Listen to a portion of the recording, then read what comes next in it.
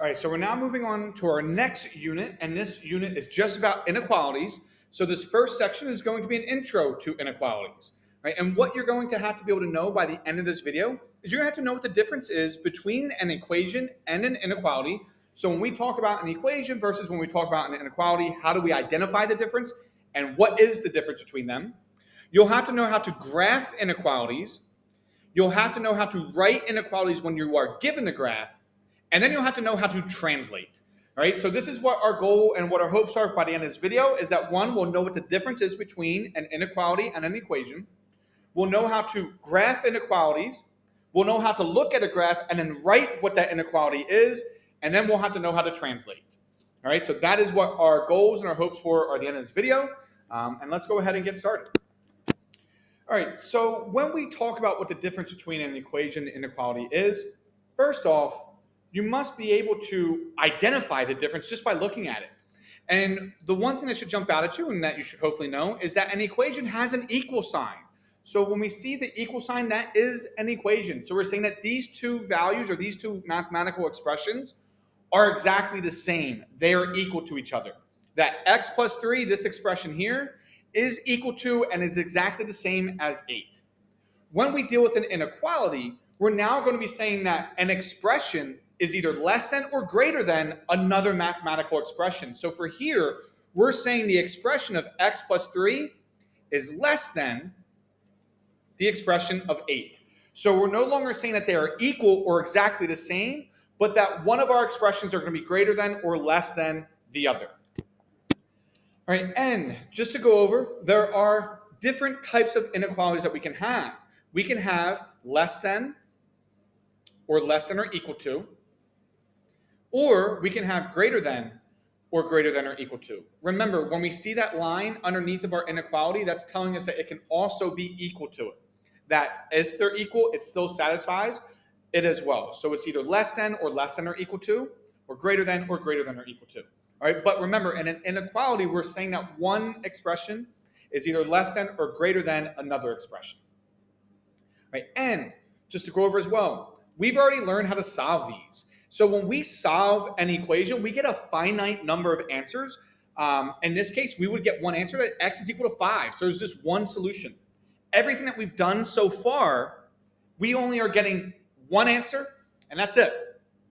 You will learn in maths that you take later on that sometimes your equations can generate more than one answer, could generate 2, 3, 4, and so on, but we're getting a finite number of answers. Whereas in an inequality, we're getting a range. So this would actually answer that x is less than 5. So that means that every single number that we have that is less than 5 would work for this. So you see here with an equation, we're only generating a finite number, just one solution in this problem. Where here, x can be 4, 3, 2, 1, 0, -1, and so on. So instead of trying to write out all those numbers, because we would literally die before we finish writing out all those numbers, we can then represent it by using our inequalities to say, well, hey, any number that's less than 5 works for this. And this is what this is essentially saying, that x is less than 5.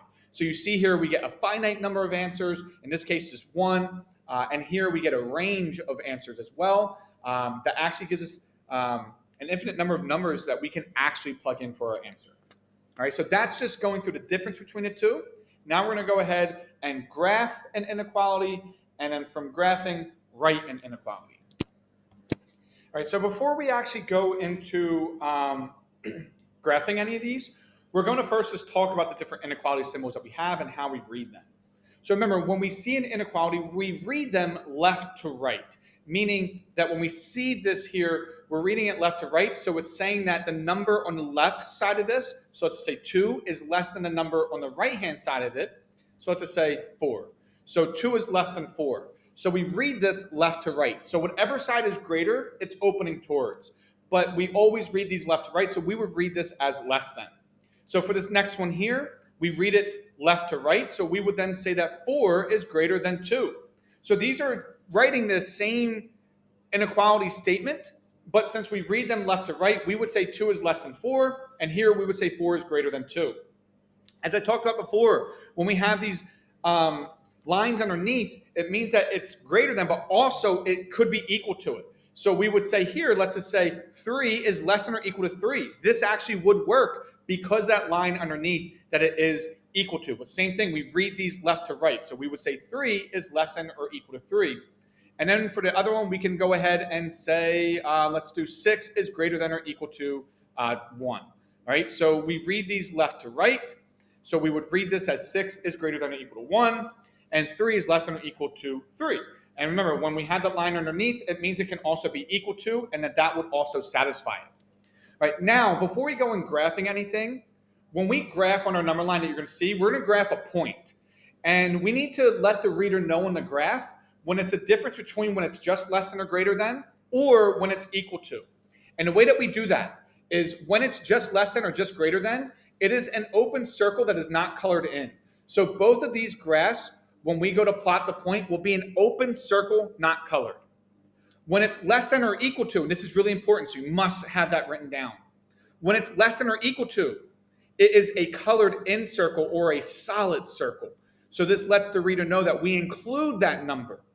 So there's a huge difference when we go to graph. When it's just greater than or less than, then it's just going to be an open or a not colored in circle. When it's equal to, we need to go ahead and color in or make it a solid circle. All right, that is something that you must know when you're going to graph or interpret graphs. All right, so it's very important. So let's go ahead and actually graph something. All right, so here we have the inequality that x is greater than or equal to 2, and we're asked to graph it. So the first thing, when we graph it, we need to have x isolated, and we're going to learn about that in our next videos. But once x is isolated, we can graph. And what we do is we look at the number that it's being compared to, in this case 2. So on our number line of 2, we would then go ahead and plot our circle. So the first thing we need to do is identify, is this an open or a closed circle? And since it's equal to, it's going to be a closed circle. So at 2, I'm going to put a closed circle above it. And I'm going to ask that you put your graphs above the number line so it's easier for me to read.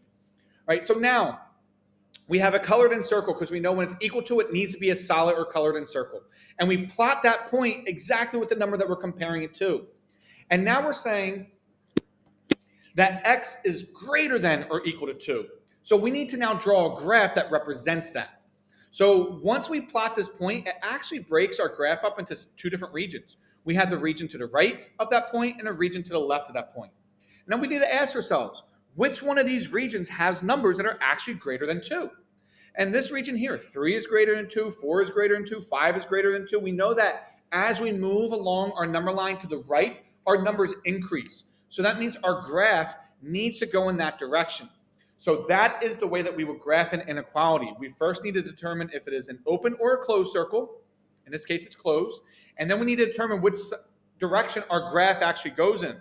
So since it's all of our values need to be greater than 2, our graph needs to go to the right, where all the numbers are greater than it. And what this represents, one of the things you have to understand is when we draw these graphs, it gives us all of our solutions. So any number that falls on this graph, so 3, 4, 5, if I were to plug them in, is 5 greater than or equal to 2? Yes. So every single point on this graph satisfies that inequality.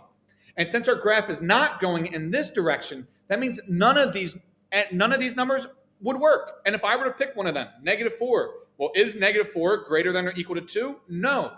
So it's not a solution. So our graph only goes in the direction of our solutions. All right, let's go ahead and do another one. All right, so for this next example, we have that x is less than -3. So once again, once our variable is isolated, then we can start to go ahead and plot this. First thing we look at is it less than, equal to, or just greater than, or greater than or equal to? And since it's just less than, it is an open circle. So that means at -3, I can go and plot my point of an open circle. And remember, this now creates 2 separate regions on my graph. And I need to figure out, is my graph going to go to the right or to the left? Well, it says it's less than -3. So we need to ask ourselves, which numbers are less than -3? So I can plug in 0. Is 0 less than -3? No. So I know that this isn't our solution. So my graph is not going to go in that direction. And we also know that our graphs decrease as we move to our left. So I can check that out. -4. Well, is -4 less than -3? Yes, it is. So that means my graph needs to go in that direction. And that means any number. And we need to make sure we put the arrows at the end of our graph because it says it's going to infinity.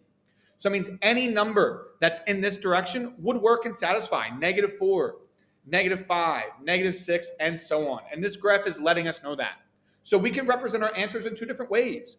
We can represent it as writing it as an inequality, or we can represent it as a graph. All right, so that's the only ones we're going to go through for graph, and now we're going to move on where we'll be given a graph, and you'll write your inequality. All right, so for this problem, example 3 now, we're asked to write the inequality when given a graph. So now we're looking at this graph and saying, okay, first thing we're going to do is we're going to identify which number did we plot our point on, because that tells us what our answer is and what we're comparing our variable to. So in this case, we see it's going to be written or it's plotted at the -1. So I can go ahead and write -1 here. All right, then the next thing I'm going to do is I'm going to identify which direction that my graph is going. So is my variable greater than or less than that number? So whatever variable we want to use, I'm just going to go ahead and use this variable x. And since I see my graph is going to the right, well, all of these numbers, 0, 1, 2, 3, 4, 5, they're all greater than this -1. So that means that my variable is greater than -1. So I'm going to go ahead and write it like this. So x is greater than -1. Then the last thing I need to do is identify what type of circle did I have? Was it closed, solid, or was it open? And since it is a closed, solid circle, I know that means that it also can be equal to. So this is x is greater than or equal to -1. All right, so the first thing we do is we identify, well, what point do we plot that number at? So that this way we know what we're comparing our variable to. Then we figure out, well, are we greater than or less than that? And then our last thing, well, is it also equal to? All right, so let's go ahead and do one more problem. All right, so for this example, number 4, we're asked to write an inequality when given a graph. So first thing, I'm going to look and say, okay, where's my point plotted? It's here at 4. So I know I'm comparing my variable to 4. I can pick any variable I want. So for here, I'm just going to pick A. We can pick any one we want. Then I need to figure out, well, is my graph going to numbers that are less than or greater than it? So when it's going to the left, I see that these numbers 3, 2, 1, 0, they're all less than 4. So 0 is less than 4.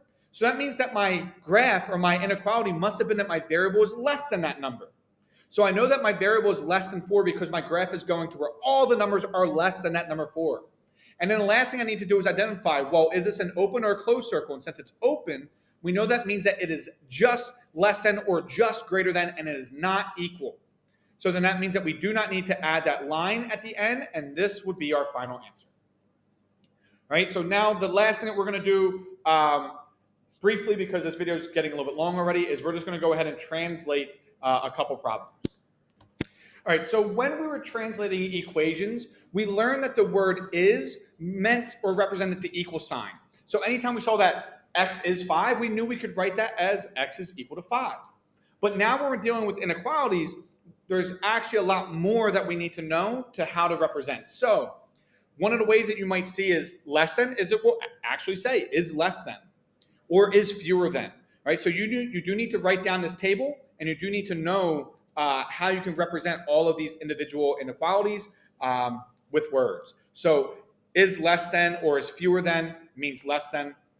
Is greater than or is more than is meaning greater than. Is less than or equal to. Is no more than or is at most means less than or equal to. Because if I say it's at most something, that means it's the highest it can go, and it can also be that number. All right, so you have to make sure that that represents equals to as well.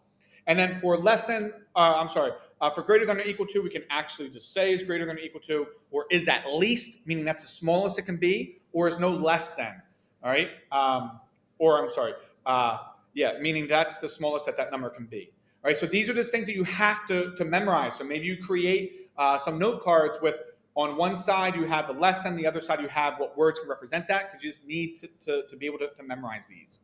All right, so let's go ahead and translate this. It says a number x, so I know I'm using my variable x, is at most -10. So that means that is the highest that number can be. And since it says is at most, it means it can include it as well. So x can be -10, but can't go any higher than that. And that is represented then by less than or equal to -10. So that is how we would translate that statement. All right, then the last example we're going to do, I know this video is a little bit longer, but the last example is twice the number y is more than 5. So first off, we have to represent twice the number y. So how do we represent twice a number y? Well, 2y. That's just saying that we're doubling whatever y or whatever variable that we have. Is more than. So when it says is more than, it's literally telling us it's greater than. And since it's just saying is more than, it's not equal to, it's more than it. More than 5. And that would be your final answer. All right, so you must be able to translate these, and we'll practice this as well. All right, that is it for this video.